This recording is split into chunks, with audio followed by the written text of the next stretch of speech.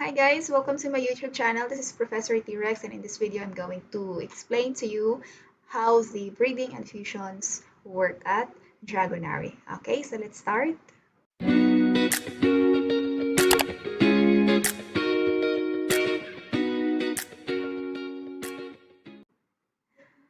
Ayan, no? So, ang daming nagtatanong regarding dito. So, I'm just going to explain to you guys in the simplest way possible. Okay, first, let's talk about the dragon's maximum levels. Ayan, so for common, pinaka-maximum level niya is 20. Uncommon will be 40. Rare will be 60. Epic will be 80. Legendary 100. And mythical, yung pinaka-highest 100 pa rin siya. Okay? And then, incubation and maturation hours. Ayan, no? So, whenever you breed or you fuse your dragons, meron siyang time, no? Until mag-mature yung egg before siya mag-hatch. Alright? So, for common dragons, 3 hours. No? It's gonna take 3 hours. 12 hours for uncommon, 24 hours for rare, 48 hours for epic, 96 hours for legendary, and 168 hours for mythical. Alright? So let's talk about the dragon breeding. So this one is again applicable only among common and uncommon dragons. Okay, so you can do a lot of breedings in this area if you want to multiply, your number of dragons. So from 3 free dragons, okay, you can breed them and then get more dragons in the game. Okay.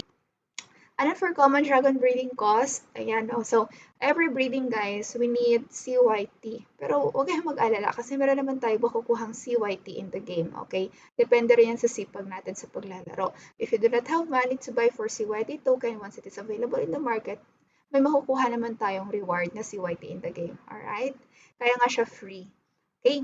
So, first breeding, kapag first time mong mag-breed, ayan, 5 CYT, no? Yung cost niya. For second, it's gonna cost you 10. Third will be 20, fourth will be 30, fifth will be 40, and the sixth onwards, ayan, no? 6 until 100 pa yan dyan, it's gonna cost you 50 CYT. Alright?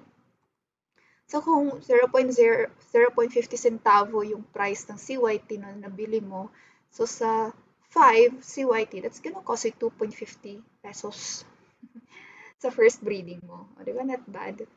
Okay, so for uncommon dragon naman, yung breeding cost niya, magkaiba sila no sa common. So for the first breeding ng uncommon dragons, it's gonna cost you 50 CYT, for second 70, third will be 90, fourth will be 110, fifth will be 130, and for sixth and onwards, it's gonna cost you 150 CYT. Okay? Now let's talk about the dragon fusion. So this is applicable among rare, epic, and legendary dragons only. Okay? And you will need 5 dragons of the same rarity to fuse. So, meaning ba nito, mawawala yung 4 dragons, isa na lang once you fuse. Yes, guys, mababurn, no, yung dragons mo, tapos magiging isa na lang, yung 5. Alright? So, fusion mathematics natin, pag rare, 5 rare equals 1 epic, 5 epic dragons equals 1 legendary, 5 legendary dragons equals 1 mythical dragon. Okay? And of course, you have to use appropriate embers no, to fuse this dragon. So kapag rare, rare ember. Pag epic, epic ember. Pag legendary, legendary ember also. Ganun na siya kadali.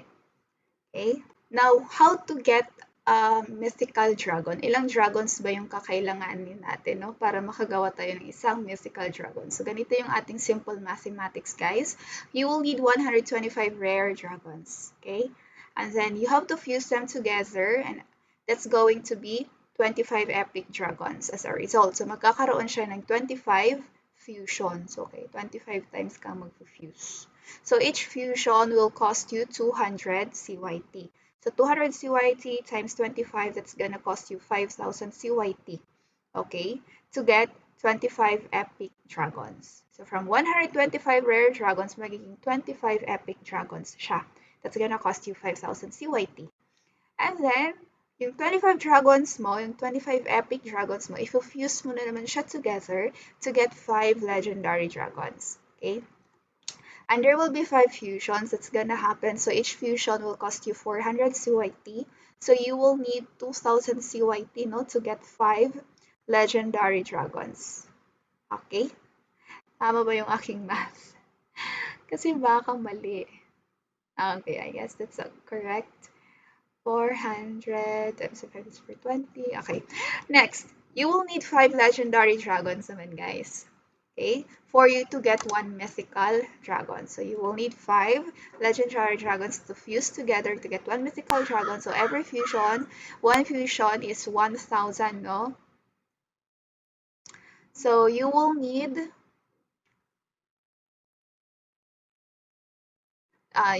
ano lang, 1,000.